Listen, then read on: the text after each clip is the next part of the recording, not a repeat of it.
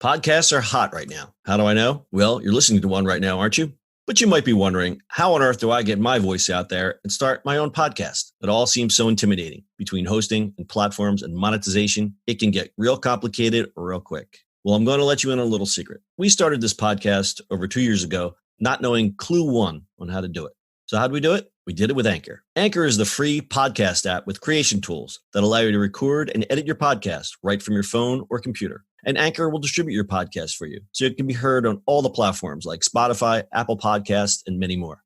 And everybody likes money, right? Well, you can make money from your podcast with no minimum listenership. It's everything you need to make a podcast in one place. So go right now, download the free Anchor app, or go to Anchor FM to get started.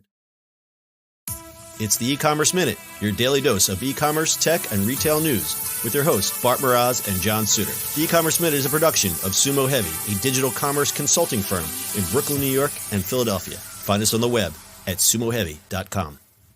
It's E-Commerce Minute episode 613. In today's episode, Kroger partners with ClusterTruck to make deliveries. ClusterTruck. Dark or ghost kitchens, sounds scary, are one of the latest buzzy trends that seems to be popping up everywhere. For those you might not know, dark or ghost kitchens are delivery-only kitchens that don't actually serve meals to customers waiting at a table in a traditional restaurant. Instead, their sole purpose is to cook food that is delivered to customers at home or at work. Generally, these kitchens rely on third-party apps and software to distribute their food, handle delivery, and collect payments. And in a surprising twist, the United States' largest supermarket chain by revenue is getting involved in the trend. Kroger is partnering with ClusterTruck to deliver fresh meals through its dark kitchens. The Kroger Delivery Kitchen Powered by ClusterTruck will offer meals on demand without any delivery or service fees. The company plans to launch the service in Indiana, Ohio, and Colorado. ClusterTruck is a software platform with integrated delivery-only kitchens that already operates in Denver, Indianapolis, Columbus, and KC. After a customer places an order, the meal is prepared in one of the ClusterTruck kitchens and delivered within 30 minutes. The central kitchens don't start prepping an order until a driver is available to take the customer's delivery to the correct location, ensuring that all meals are fresh and hot. The menu itself is varied, but you can expect to get your standard delivery fare like pizza and pad thai, among others. Building on this delivery kitchen infrastructure highlights the new waves of startups hoping to create brands that are as recognizable to users of delivery apps as Domino's or McDonald's. In addition to using the company's kitchens in Indianapolis, Columbus, and Denver, there is plans to open a joint kitchen in Carmel, Indiana. The Kroger Delivery Kitchen powered by ClusterTruck will surely face tough competition from other delivery services like DoorDash, Uber Eats, and Grubhub. I just want to say ClusterTruck one more time. ClusterTruck. ClusterTruck. So Not the other joke cluster. about the name, but it was probably started by guys who have like knife tattoos and beards, like total hipster chef dudes. So Hey, man, don't make fun of those. I'm not. I'd say, you know what? No shame in the game. If I wasn't doing this, I probably would have a beard with knife tattoos. There's no stop. The reason why you shouldn't now. What's the point? You know I would. So the ghost kitchen thing is really taking off, which is, you could just look at who's putting the money into it. Travis from Uber, he's putting a lot of money into it, also with some shady Saudi Arabia money into his cloud kitchens. And there's a Google exec helping back a new kitchen service called Galley.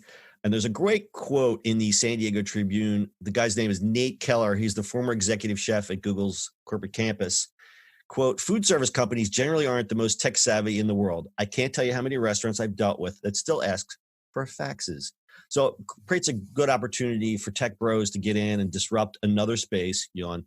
But I think it's something that's needed. I think it's, I think it was inevitable. People, they hear the phrase ghost kitchen, but Bart, you've been in food service before, and it's really like you had said it in another podcast. It doesn't matter if it's a kitchen, a kitchen with a nice front of house or just a kitchen in the back. A ticket is still a ticket.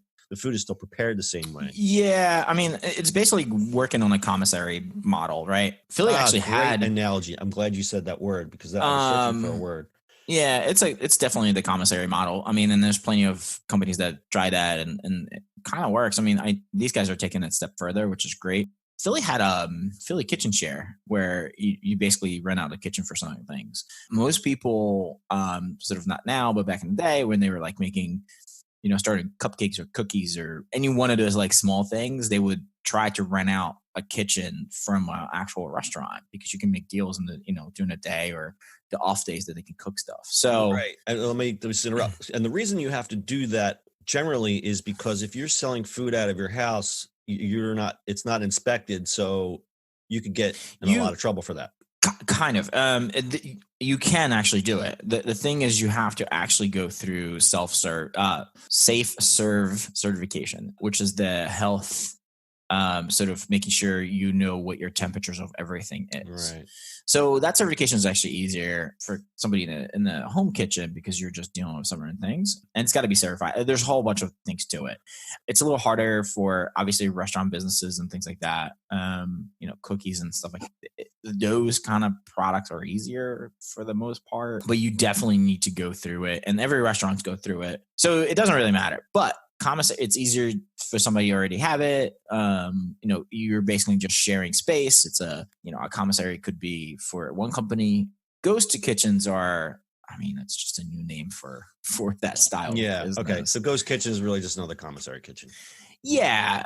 Just particularly for what we saw, all these like Chick-fil-A and those guys are making that stuff, which is, I don't know. That's kind of interesting, right? Like you're making all this food within the same world. It feels like a mall food court. Yeah. So you can imagine this. So there's a note in our doc here. Chains including the Halal Guys, Sweet Green, and Chick-fil-A have partnered with leading ghost kitchen brand Kitchen United to offer delivery out of a shared commercial kitchen. So Bart's analogy, it's a giant food court kitchen, except you can't sit down, you can't go in. Right. But like what's weird is Halal Guys, right? You got Chick-fil-A, Sweet Green, and Halal Guys. That's a weird combo. You couldn't get more of a diverse classification of foods together in one kitchen. Right. Because halal has to be a very specific way of thing. So Sweet that's green weird. Salad, and then Chick-fil-A is greasy chicken sandwiches. Yummy. Yeah, they are tasty though. So I think it's a winning idea because when you get the shared facilities, and Bart, you made a point earlier where it's like if you have a kitchen with downtime, something like that would be great. And I think the money and the tech bros are capitalizing on this and finding ways to streamline it and make a lot of money out of it. So I don't think the word ghost kitchen or dark kitchen is going to go away anytime soon. I think we're just going to see this expand because we've talked in many of our other podcasts about how the deliveries and the delivery services are fighting and competing, and no one cooks anymore. Everyone just gets all their stuff delivered. Right. So I think this is becoming the future of just food service and food delivery. I hate to see it at the expense of a sit-down restaurant, but convenience is convenience. Time is money. All right, do a little stat time. Food delivery is set to become a $75.9 billion with a B business by 2020, according to a 2018 Cowen & Company report. That's more than triple the $23.2 billion in delivery sales that were done in 2011. Pretty impressive. Food service and food prep is where it's at these days. You guys got anything else? Nope. That's your e-commerce minute for today. We'll see you on the internet tomorrow.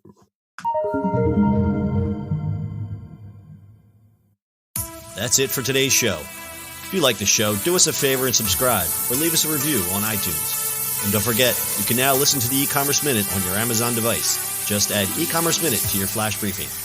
And finally, if you have a comment or suggestion or just want to say hi, find us on social media at Sumo Heavy.